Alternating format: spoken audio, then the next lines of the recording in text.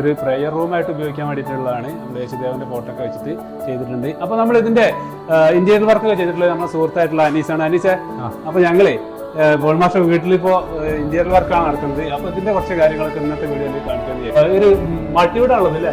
Multiwood ഉണ്ട്. ഇങ്ങനത്തെ colour തന്നെ മൾട്ടിവുഡിൽ നമ്മൾ വാൾപേപ്പർ സ്റ്റിക്കർ ചെയ്താണ്. സ്റ്റിക്കർ വാൾപേപ്പർ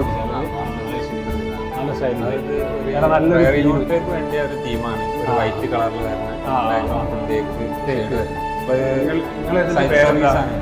നമ്മളെ പേര് ഡെക്കോർ ഡിസൈൻ എന്നാണ്. ഡെക്കോർ ഡിസൈൻ ഏകദേശം ഒരു 8 വർഷത്തോളായി. അപ്പൊ നമുക്ക് എല്ലാ വർക്കും ഉണ്ട്. മെയിൻ ആയിട്ട് നമുക്ക് ബെഡ്റൂം സെറ്റിംഗ് ആണ് നമ്മളെ മെയിൻ വർക്ക്, മാസ്റ്റർ വർക്ക് വരുന്നത്. അതായത് മണിയറ സെറ്റിംഗ് ആണ് നമുക്ക് വരുന്നത്. പിന്നെ ഇപ്പൊ മണിയറ സെറ്റിംഗ് മണിയറ സെറ്റിംഗിൽ നമുക്ക് എല്ലാ വർക്കും A to Z വർക്ക്, അതായത് ജിപ്സം, പ്ലൈവുഡ്, ജിപ്സത്തിന്റെ വർക്കൊക്കെ ചെയ്യൂലേ?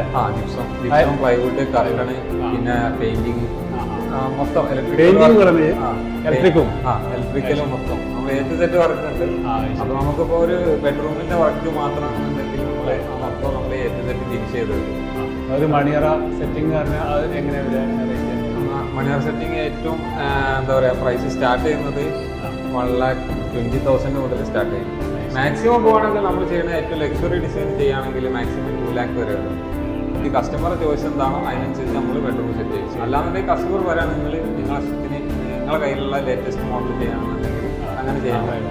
എന്തായാലും സെറ്റാക്കി കൊടുക്കും, സൂപ്പറാക്കി കൊടുക്കില്ലേ? തീർച്ചയായും. അപ്പം